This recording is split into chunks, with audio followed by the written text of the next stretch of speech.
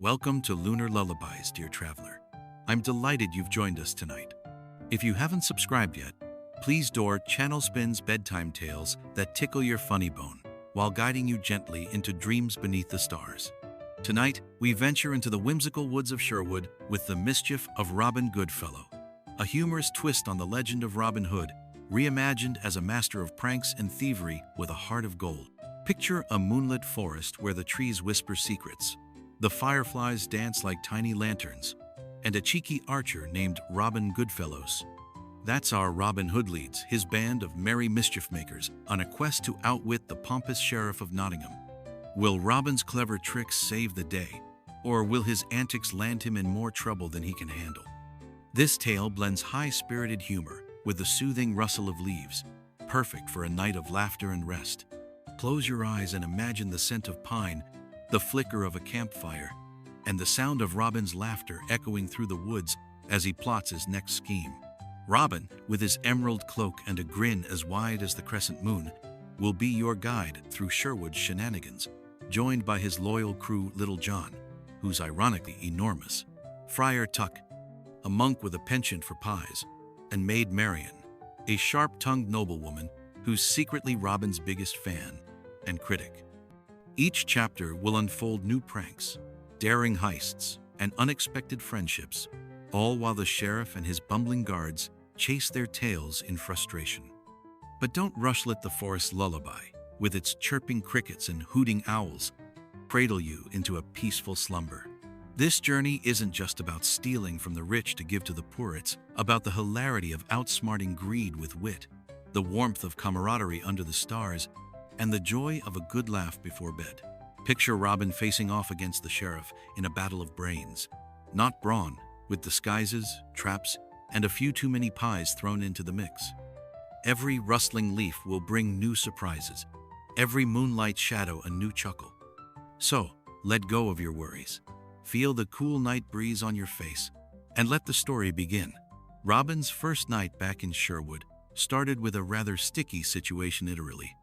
He'd just returned from a business trip to Nottingham, his pockets jingling with stolen coins, when he stumbled into a honey trap his own, ironically, set for the sheriff's tax collectors. "Well, that's what I get for being too clever," he muttered, wiping the sticky mess off his cloak, his green eyes twinkling with amusement despite the mess. Little John, all 7 feet of him, roared with laughter from a nearby tree, nearly falling off his perch. "You look like a bear's breakfast, Robin," he bellowed, his deep voice shaking the leaves. Friar Tuck waddled over, munching on a stolen pie, his round face beaming. "At least you smell sweeter now," he quipped, offering a bite of pastry as consolation. Maid Marian appeared from the shadows, her crimson dress shimmering under the moonlight, her arms crossed and a smirk playing on her lips. "If you spent less time pranking and more time planning, we'd have the sheriff begging for mercy by now," she teased, tossing her dark curls. Robin grinned, unsticking a leaf from his hair. "Oh, Marian, where's the fun in that? Besides, I've got a plan so brilliant, it'll have the sheriff tripping over his own boots by dawn." The crew gathered around the campfire, the flames casting playful shadows on their faces as Robin outlined his latest scheming midnight heist to steal the sheriff's prized golden goblet, rumored to be enchanted with endless ale. "We'll give the ale to the villagers, of course," Robin said with a wink. "But first, we'll have a little fun." The forest that night was alive with whispers, the wind carrying the scent of wildflowers and the promise of mischief. Robin stood, his bow slung over his shoulder, his mind racing with ideas, fake ghosts, slippery mud pits, maybe a choir of frogs to serenade the sheriff's guards.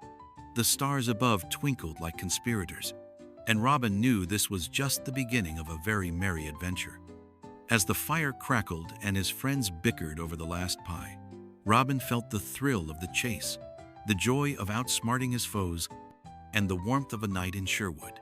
Continued with more details of the crew's banter, Robin's reflections on his past, and the setup for the sheriff's introduction, expanded with humorous anecdotes and vivid forest imagery. Chapter 1. The Sheriff's Shiny Prize. You're deep in Sherwood Forest, where the moonlight filters through ancient oaks, casting silvery patterns on the mossy ground, and the air hums with the buzz of fireflies. Robin Goodfellow crouches behind a bush, his emerald cloak blending with the foliage, his green eyes glinting with mischief as he spies on the Sheriff of Nottingham's camp. The sheriff, a stout man with a mustache so bushy it could hide a squirrel, is admiring his latest treasure, a golden goblet that glimmers like a fallen star, supposedly enchanted to pour endless ale. "This'll make me the richest man in the kingdom," the sheriff boasts, his voice nasal and grating, as his guards nod dumbly, more interested in their dinner than his dreams. Robin stifles a laugh, whispering to Little John, who's squished beside him, his massive frame comically cramped. "Endless ale. He'll be too drunk to notice us stealing his boots, let alone his goblet." Little John snorts, shaking the bush, and a guard glances their way, squinting into the darkness. "What was that?" the guard mumbles, scratching his head with a chicken leg. Robin freezes, then grabs a pebble and tosses it into a nearby pond, sending a frog leaping out with a loud croak. The guard jumps, dropping his chicken leg, and mutters, "Blasted frogs," before turning back to his meal. Little John whispers, "You're going to get us caught one day, you know." Robin grins. "Not today, my giant friend." Back at their hideout, Robin gathers the crew around the campfire, the flames dancing like their spirits. Friar Tuck, his monk's robe dusted with pie crumbs, claps his hands. "Endless ale? I'm in?" For charitable purposes, of course. Maid Marian rolls her eyes, adjusting her dagger belt. "You're hopeless, Tuck. But Robin, how do we get past the sheriff's new guard dogs? I heard they're trained to sniff out troublemakers." Robin taps his nose, a sly smile spreading across his face. "That's where my brilliant disguise comes in. I'll dress as a noblewoman, charm the guards, and slip in while they're drooling over my fake jewels." Little John bursts out laughing, nearly toppling over. "You? A noblewoman? You can't even walk in a dress without tripping." The plan is set for midnight, under a sky dotted with stars that seem to wink at their audacity. Robin dons a frilly dress stolen from a noble's laundry line, his face powdered with flour and a bonnet perched awkwardly on his head. "I look ravishing," he declares, striking a pose that sends Friar Tuck into a fit of giggles. Marian smirks, handing him a fan. "Just don't sneeze, or the flour will give you away." The crew sneaks toward the camp, the forest alive with the hoots of owls and the rustle of leaves, their laughter barely contained as Robin sachets ahead, practicing his falsetto. At the camp, the guards are half asleep, the dog snoring beside them, when Robin approaches, his voice high and fluttery. "Oh, kind sirs, I'm Lady Penelope, lost on my way to Nottingham. Might I rest a moment?" The guards, dazzled by his beauty and the fake ruby necklace he dangles, usher him in, completely ignoring the goblet on the sheriff's table. Robin winks at Little John, hiding in the shadows, and the heist begins, but not without a few hilarious hiccups, including a guard accidentally sitting on a sleeping dog, which wakes with a howl that nearly blows their cover. Chapter 2. The Great Goblet Getaway. You're in the heart of the sheriff's camp, where the firelight flickers off the golden goblet, now within Robin's reach as he flutters his fan, playing the part of Lady Penelope with exaggerated charm. The guards are smitten, one even offering to fetch her a cup of ale from the very goblet Robin's after. "Oh, you're too kind," Robin coos, batting his flour-dusted eyelashes, while Little John, Friar Tuck, and Maid Marian wait in the shadows, barely containing their laughter. The dogs, now awake, sniff suspiciously, but Tuck tosses a pie crust their way, sending them into a frenzy of delighted yapping, distracting the guards further. Robin seizes the moment, slipping the goblet into his dress's oversized sleeves while the guards argue over who gets to escort Lady Penelope back to Nottingham. "I'll manage, dears," Robin says, curtsying so dramatically he nearly topples over, his bonnet slipping. He hurries toward the forest, the goblet clinking softly, when a guard shouts, "Wait, where's the goblet?" The camp erupts into chaos, the sheriff waking with a snort, his mustache quivering as he bellows, "Thieves! After them!" The dogs bark, the guards stumble over each other, and Robin bolts, his dress snagging on every branch as he runs. Little John scoops Robin up like a sack of potatoes, his laughter booming through the trees. "I told you that dress was a bad idea," he roars, sprinting with the crew in tow. Marion, ever practical, cuts through the underbrush with her dagger, leading the way, while Tuck lags behind, clutching his side and muttering about needing more pies for stamina. The sheriff's guards give chase, their torches bobbing like angry fireflies, but Robin has a trick up his sleeve literally. He pulls out a pouch of itching powder, a prank he'd planned for later, and tosses it into the wind. The guards run straight into the cloud, scratching and sneezing as they trip over roots, their pursuit turning into a comedy of errors. Back at the hideout, the crew collapses in a heap, the goblet safe in their hands. Robin, still in his torn dress, pours ale for everyone, the goblet magically refilling with frothy golden liquid. To epic getaways, he toasts, raising his mug. Tuck takes a sip, his eyes widening. This is the best ale I've ever had. We're keeping this, right? Marion smacks his hand playfully. It's for the villagers, you glutton. The forest hums around them, the stars above twinkling with approval. But Robin knows the sheriff won't rest until he gets his goblet back, and that's when the real fun begins. Chapter 3. The Sheriff's Revenge Plot. You're in Nottingham Castle, where the Sheriff of Nottingham paces his lavish hall, his mustache bristling with rage. The empty spot on his table, a painful reminder of the stolen goblet. The morning sun streams through stained glass, casting colorful patterns on the stone floor, but the sheriff's mood is anything but bright. That blasted Robin Goodfellow. He snarls, kicking a velvet cushion, which lands on a sleeping guard, who wakes with a yelp. The sheriff's new advisor, a weaselly man named Sir Snitch, adjusts his spectacles and smirks. I have a plan, my lord, he says, his voice oily. We'll trap him with his own gamey mischief. The sheriff listens, his eyes lighting up with malicious glee. As Sir Snitch outlines a scheme, they'll host a grand festival in Nottingham, complete with a pie-eating contest, an archery tournament, and a paradial designed to lure Robin out of hiding. He won't resist showing off, Snitch sneers, and when he does, we'll have our best archers disguised as jesters ready to nab him. The sheriff claps his hands, nearly toppling a candelabra. Brilliant. We'll have that scoundrel in chains by sunset and I'll get my goblet back. The guards, still itchy from the powder, scratch miserably but nod in agreement, eager for revenge. Back in Sherwood, Robin hears of the festival through a network of village spies, mostly children, who trade secrets for candied apples. He gathers the crew by the river, where the water sparkles under the midday sun, and the air smells of fresh grass and wildflowers. A festival, eh? Robin muses, twirling an arrow between his fingers. Sounds like the perfect place for a little chaos. Little John groans, still sore from the last chase. You mean trouble, don't you? Marion smirks, sharpening her dagger. When does he not? Tuck, munching on a stolen loaf, perks up.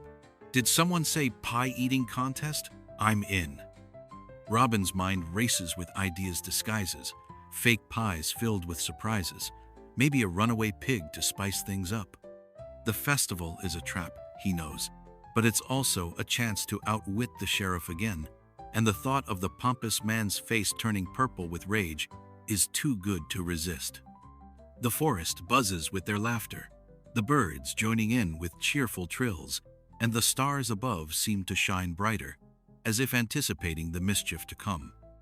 But as the crew prepares, a shadow looms. Sir Snitch has a few tricks of his own, and this festival might just be Robin's biggest challenge yet. Chapter 4. The Festival Fiasco. You're in the bustling streets of Nottingham, where the festival is in full swing under a bright afternoon sun, the air thick with the scent of roasted meat, fresh bread, and a hint of desperation from the sheriff's guards. Banners flutter above the cobblestones, and villagers cheer as jesters tumble and musicians play off-key tunes, all part of the sheriff's elaborate trap. Robin Goodfellow, disguised as a portly baker with flour-streaked cheeks and a comically oversized apron, waddles through the crowd, his green eyes scanning for the golden goblet. Little John, dressed as a lumbering minstrel with a lute he can't play, strums a discordant note that sends a nearby dog howling, adding to the chaos. Subtlety, John, Robin mutters, elbowing him, but his grin betrays his amusement. The pie-eating contest is the centerpiece. with Friar Tuck entering the fray, his monk's robe stretched to its limits as he faces off against a line of burly villagers. "For charity," he declares, diving into a pie with gusto, his face soon a mess of custard and crumbs. Maid Marian, disguised as a flower seller with a basket of suspiciously heavy blooms loaded with stones for defense, watches from the sidelines, her sharp tongue ready. "If Tuck eats one more pie, we'll need a cart to haul him back to Sherwood," she quips, and Robin chuckles, adjusting his fake mustache, which promptly falls off, earning a gasp from a nearby child. The sheriff, perched on a balcony with Sir Snitch, surveys the scene, his mustache twitching with anticipation. "He's here, I can feel it," he growls, oblivious to the fact that his own guards, disguised as jesters, are tripping over their oversized shoes, their arrows tangled in their bells. Robin spots the goblet on a velvet cushion beside the sheriff, guarded by 2 dozing dogs, and whispers to John, "Time for Phase 2 Operation Sticky Surprise." He hands John a jar of honey, pilfered from a distracted beekeeper, and nods toward the guards. John, with the grace of a falling oak, splashes the honey, sending the dogs into a licking frenzy that knocks over the cushion, the goblet rolling into the crowd. Pandemonium ensues. Villagers scramble for the goblet. Tuck abandons his pies to join the chase, and Marian tosses her stone-filled flowers to create a diversion, one hitting a guard square on the head. Robin dives into the melee, retrieving the goblet with a theatrical flourish, but Sir Snitch shouts, "There he is!" The sheriff's archers, bells jingling, loose a volley straight into a pie stall, covering the scene in pastry. Robin laughs, ducking behind John, who roars, "Best festival ever!" The crew escapes into the forest, the goblet safe, but the sheriff's rage echoes behind them, promising a counterstrike. The stars twinkle above, the forest lullaby soothing the laughter, hinting at more mischief to come. Chapter 5. The Sheriff's Sticky Counterattack. You're back in Sherwood Forest, where the moon casts a silver glow over the treetops, the air cool with the scent of pine and the faint tang of honey from Robin's latest mishap. The crew huddles around a campfire, the golden goblet gleaming as Robin polishes it with a rag, his baker disguise discarded in a heap. "Another victory," he declares, raising the goblet, which promptly spills ale down his shirt, earning a guffaw from Little John. "You're a walking disaster, Robin," John teases, his massive hand swatting a mosquito. Friar Tuck, still licking pie residue from his fingers, nods sagely. "A delicious disaster, though." Maid Marian, sharpening her dagger by the fire, smirks. "Don't get too smug, the sheriff won't let this slide." Her words prove prophetic, as a rustling in the bushes reveals Sir Snitch, his weaselly face twisted in a grin, flanked by guards armed with honey pots. "A taste of your own medicine," Snitch cackles, and the guards hurl the pots, splattering the crew with sticky golden goo. Robin ducks, but the honey clings to his cloak, and Little John slips, crashing into Tuck, who lands face first in a puddle of the stuff. "This is not how I imagined my martyrdom," Tuck wails, flailing as bees begin to buzz around them. Marian, ever quick, rolls aside, drawing her dagger, but Robin stops her. "No, let's turn this into a prank," he says, his eyes gleaming with mischief. Robin grabs a branch, slathers it with honey, and swings it like a club, sending a wave of sticky goo back at the guards, who yelp and scatter, tripping over roots in their haste. Sir Snitch dodges, but a bee stings his nose, sending him into a sneezing fit that echoes through the woods.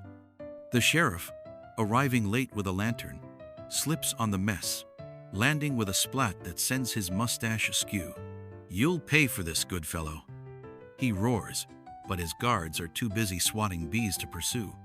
Robin leads the crew in a retreat, their laughter mingling with the forest's night sounds, crickets chirping, owls hooting. As they vanish into the trees. Back at the hideout, they clean off the honey, Tuck muttering about needing a bath in ale to recover. Robin holds the goblet aloft, its magic still working, and toasts to sticky victories. The forest hums around them, the stars winking as if in on the joke, but a shadow lingers. Sir Snitch's counterattack hints at a deeper plot, and Robin knows the sheriff's next move will be less sweet and more sinister. The lullaby of rustling leaves soothes their giggles, promising more adventures under the moonlit canopy. Chapter 6. The Mysterious Messenger. You're by a babbling brook in Sherwood, where the moonlight dances on the water, the air filled with the scent of damp earth and wild mint. Robin sits on a log, the goblet beside him, his mind buzzing with the sheriff's sticky revenge. The crew is quiet for once, Tuck napping with a pie as a pillow, when a rustle in the bushes reveals a cloaked messenger, their face hidden by a hood, holding a parchment sealed with a wax crest Robin doesn't recognize. A missive for Robin Goodfellow. The stranger intones, their voice oddly melodic, before vanishing into the shadows with a swirl of leaves. Robin breaks the seal, his green eyes narrowing as he reads, "Meet me at the old oak at midnight, or the villagers pay, a friend with secrets." Little John, roused by the rustle, peers over his shoulder. "Sounds like a trap," he grumbles, scratching his beard. Marion, joining them with her dagger in hand, agrees. "Could be the sheriff, luring you out." But Robin, ever the optimist, grins. "Or it could be a chance to turn the tables. Besides, I'm curious who sends a poetic threat." Tuck, awake now, wipes pie from his face. "If there's food involved, I'm in." At midnight, under a sky strewn with stars, Robin approaches the old oak, a gnarled giant said to house forest spirits. The air is thick with mystery, the owl hoots adding a dramatic flair.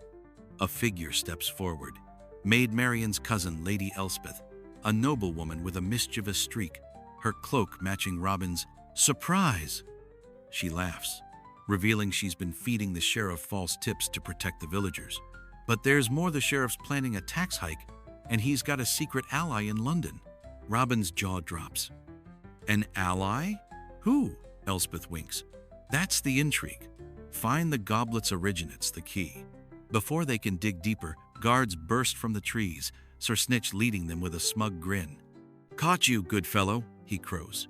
But Robin, quick as a fox, tosses a handful of acorns, startling the horses into a stampede.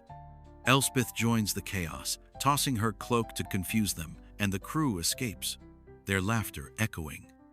Back at camp, Robin ponders the goblet's magic, the stars above hinting at secrets, while the forest's lullaby weaves a promise of more mysteries to unravel. Chapter 7. The Goblet's Secret. You're in a hidden glade in Sherwood, where the morning sun filters through the canopy, casting golden patches on the moss, the air sweet with blooming heather. Robin sits cross-legged, the goblet in his hands, its endless ale now a clue to unravel. Lady Elspeth has joined the crew, her noble wit adding a new layer to their mischief. "This goblet isn't just enchanted, it's from a royal vault," she says, tracing its engravings. "It belonged to King Richard's court, stolen by the sheriff's ally to fund his schemes." Little John scratches his head. "So, we've got a royal mess on our hands?" Tuck chuckles. "And a royal ale supply." Robin's mind races. If the goblet ties to London, the sheriff's ally could be a high-ranking traitor, explaining the tax hike. "We need to trace its magic," he declares, and Marion suggests a visit to Old Meg, a herbalist rumored to know ancient enchantments. The journey to Meg's hut is a comedy of errors. John gets stuck in a bramble, Tuck eats a magic mushroom that turns his tongue blue, and Robin trips over a root, landing face first in a puddle. "Elegance is my middle name," he quips, spitting out mud, as Elspeth helps him up, her laughter ringing like bells. Meg, a wiry woman with a cackle, examines the goblet, her eyes twinkling. "Aye, it's bound to a spell from Richard's court, meant to fund the Crusades. Break the spell, and you'll expose the thief." She hands Robin a riddle. "Where the raven nests, the truth rests." The crew puzzles over it, the forest humming with their chatter, when a raven lands nearby, cawing toward a ruined tower. Robin's eyes light up. The sheriff's lookout tower. But as they plan, Sir Snitch's shadow looms. He's overheard, and the sheriff's ally is closer than they think. The stars wink above, the lullaby of rustling leaves promising a thrilling chase ahead. Chapter 8. The Raven's Riddle. You're at the edge of Sherwood Forest, where where the ancient lookout tower looms like a crooked finger against the twilight sky, its crumbling stones draped in ivy, the air heavy with the scent of damp moss and mystery. Robin Goodfellow leads his crew toward the tower, the golden goblet tucked into his satchel, its endless ale sloshing with every step. The raven from Old Meg's riddle perches atop the tower, cawing as if mocking their approach, its black feathers glinting in the fading light. Where the raven nests, the truth rests. Robin recites, his green eyes sparkling with anticipation. Little John adjusts his makeshift minstrel hat, muttering, "I hope the truth isn't as prickly as that bird." The crew, Little John, Friar Tuck, Maid Marian, and Lady Elspeth, creeps closer, their footsteps muffled by the forest floor, the chirping crickets adding a whimsical soundtrack. Inside the tower, they find a dusty chamber littered with scrolls, cobwebs, and a suspiciously large pile of acorns, evidence of the raven's hoarding habits. Robin rummages through the scrolls, sneezing as dust flies, while Tuck pokes at the acorns, hoping for a hidden pie. "Focus, Tuck!" Marian snaps, her dagger gleaming as she keeps watch at the window. Elspeth, ever the scholar, deciphers a scroll, her voice hushed. It's a ledger the sheriff's been sending gold to a Lord Reginald in London, using the goblet's magic to fund a coup against King Richard. The revelation hits like a thunderclap. But before they can celebrate, Sir Snitch's voice cuts through the silence. "Got you now, Goodfellow!" He emerges from a trap door with a dozen guards, their swords drawn, their armor clanking comically as they trip over the acorns. Robin, quick as ever, grabs the goblet and pours ale onto the floor, creating a slippery puddle that sends the guards skidding into each other, their helmets clanging like a bad orchestra.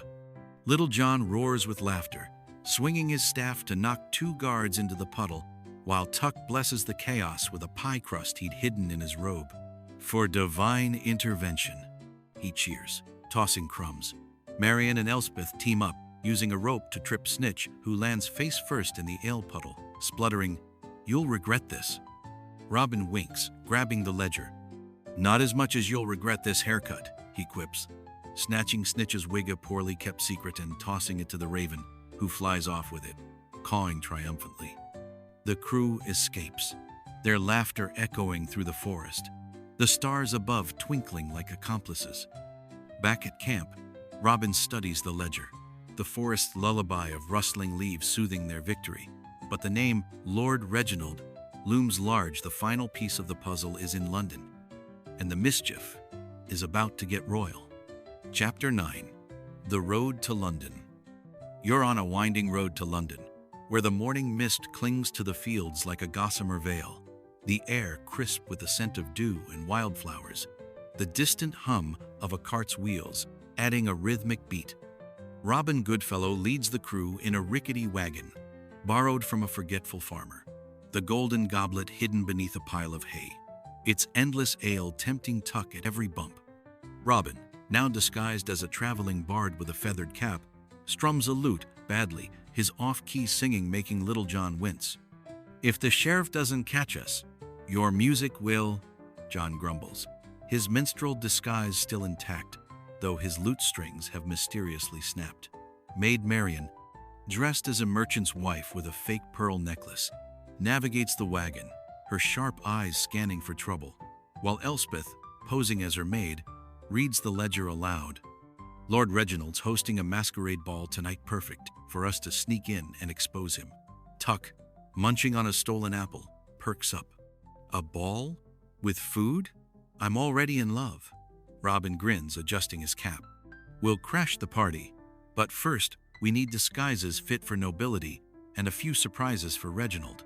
The crew brainstorms, their ideas ranging from fake jewels, Marian's specialty, to a dancing bear costume for John, Robin's idea quickly vetoed. Their journey isn't without hiccups or wheel breaks, forcing Tuck to bless it with a prayer that sounds suspiciously like a recipe, and a nosy tax collector stops them, only to flee when Robin accidentally spills ale on his ledger, claiming it's a cursed brew. The crew laughs, the sun climbing higher, painting the fields in gold. But trouble brews as they near London. Sir Snitch, sporting a new wig, tails them with a small army. his Weasley face set in determination. "They're headed for Reginald," he sneers to a guard. "But they'll never make it past the gates." The crew reaches London at dusk, the city aglow with lanterns, the air buzzing with the excitement of the masquerade. Robin dons a peacock mask, his cape swirling dramatically, while Marian chooses a fox mask, her elegance hiding her deadly aim. John, reluctantly masked as a bear, Robin won that argument, grumbles, "I look ridiculous." But Tuck, in a pig mask, pats his shoulder. "You look deliciously noble, my friend." Elspeth, a swan, whispers, "Let's expose Reginald and get out before Snitch catches up." The stars above London glitter like a promise. The cities hum, a backdrop to their mischief. But the ball holds more than dancing. It's a den of snakes, and Robin's about to stir the nest. Chapter 10. The Masquerade Mayhem. You're in the grand ballroom of Lord Reginald's London Manor, where chandeliers cast a golden glow over masked nobles, their laughter mingling with the clink of goblets, none as magical as Robin's. The air smells of perfume and roasted pheasant, the music a lively waltz that sets the mood for mischief. Robin Goodfellow, in his peacock mask, twirls through the crowd, the stolen goblet hidden in his cape, its ale ready for a prank. Little John, the reluctant bear, dances awkwardly with a giggling duchess, his growls more embarrassed than fierce, while Friar Tuck, the pig, makes a beeline for the buffet, muttering, "This is my holy ground." Maid Marian, the fox, and Lady Elspeth, the swan, mingle with the nobles, their ears sharp for gossip about Reginald. They spot him, a tall, hawk-nosed man in a lion mask, his voice dripping with arrogance as he boasts, "With the sheriff's gold, I'll control the throne." Marian whispers to Robin, "That's our man time to strike." Robin nods, slipping the goblet onto the buffet table, where Tuck accidentally knocks it over, the endless ale flooding the floor. Nobles shriek, slipping in the mess, their masks askew, as Robin announces, "A toast to Lord Reginald the traitor funding a coup with stolen magic." Reginald's face turns crimson, but before he can retort, Sir Snitch bursts in, his wig askew, guards at his heels. "Seize them!" he screeches. But Robin's prepared. He tosses a sack of marbles, a classic prank, sending the guards tumbling, their armor clanging like a symphony of pots. John roars, scaring half the nobles into a stampede, while Tuck throws pies from the buffet, one hitting Snitch square in the face. Marian and Elspeth unmask Reginald, revealing the ledger to the crowd, who gasp, "Treason!" The sheriff, arriving late, slips on the ale, landing at Reginald's feet, his mustache soaked. "You idiot!" Reginald snaps, but the game is up. The crew escapes through a window, their laughter ringing as they vanish into London's night, the stars above cheering their victory. Back in Sherwood, they celebrate with the goblet's ale, the forest's lullaby wrapping them in peace. But Robin knows their mischief has just begun, and the stars promise more adventures under their twinkling gaze. Conclusion. You're back in the heart of Sherwood Forest, where the dawnlight filters through the canopy, painting the moss in soft gold and green, the air filled with the gentle scent of dew and pine needles. The campfire from last night's celebration smolders, its last embers glowing like tiny stars, as Robin Goodfellow sits on a log, the golden goblet in his hands, its endless ale now a symbol of their triumph. Little John snores beside him, his bear mask askew, while Friar Tuck mutters in his sleep about pies, a half-eaten loaf cradled like a teddy bear. Maid Marian leans against a tree, her fox mask dangling from her belt, and Lady Elspeth, the swan, sketches the ledger's details by the fading firelight. The forest hums with its morning lullaby birds chirping, leaves rustling inviting you to rest after a night of mischief. The crew's escape from Lord Reginald's masquerade has sent shockwaves through Nottingham and London. Word has spread that the sheriff and Reginald are under investigation, their coup plot exposed by the ledger and the goblet's magical testimony courtesy of Old Meg, who arrived at dawn with a spell to make the ale sing the truth to the king's emissaries. It confessed everything. Meg cackled, her eyes twinkling, as she accepted a mug of the enchanted brew. The sheriff, now a laughingstock with a sticky mustache and a soggy reputation, has retreated to his castle, vowing revenge but too embarrassed to show his face. Reginald, meanwhile, is under house arrest, his lion mask confiscated as evidence, much to the crew's delight. Robin raises the goblet, a mischievous grin spreading across his face. "To the end of greed and the start of more pranks," he toasts. But the ale spills again, this time soaking Tuck, who wakes with a yelp. "Not again!" Tuck groans, shaking off the liquid, only to slip and land in John's lap, sending the giant into a fit of laughter that shakes the trees. Marion smirks, tossing a twig at Robin. "You're hopeless, but I'll miss this chaos." Elspeth smiles, closing her sketchbook. "The villagers are safe, and the king's sending aid your mischief paid off, Robin." The crew cheers, their voices blending with the forest symphony, the stars fading into the daylight above. But the victory isn't without a twist. As they pack up, a royal messenger arrives, a young man with a nervous grin, bearing a pardon from King Richard himself on one condition. Robin must return the goblet to the royal vault. "It's too powerful to stay out here," the messenger explains, his voice cracking as John looms over him. Robin sighs dramatically, clutching the goblet. "My beloved ale maker gone?" Tuck wails. "What about my charitable drinking?" Marion rolls her eyes. "You'll survive, Tuck." Robin, ever the showman, stages a mock funeral for the goblet, complete with a tearful speech and a bouquet of weeds, before handing it over with a wink. "Take good care of her," he tells the messenger, who scurries off, looking relieved. The crew decides to celebrate one last time, raiding a noble's abandoned picnic complete with a basket of pastries Tuck devours in seconds. As they feast, Robin reflects on their journey, the forest's lullaby wrapping around him like a warm blanket. From honey traps to masquerade mayhem, we've turned Sherwood into a stage, he muses, his green eyes soft with pride. Marion nudges him.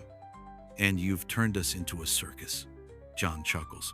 "A very sticky circus." The laughter fades into a comfortable silence, the sun climbing higher, the trees swaying gently as if bidding farewell.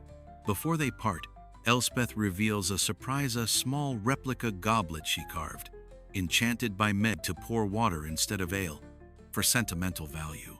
Robin beams, pouring a toast that drenches Tuck again, sparking another round of giggles. "To new legends," he declares, and the crew echoes, their voices a melody of friendship.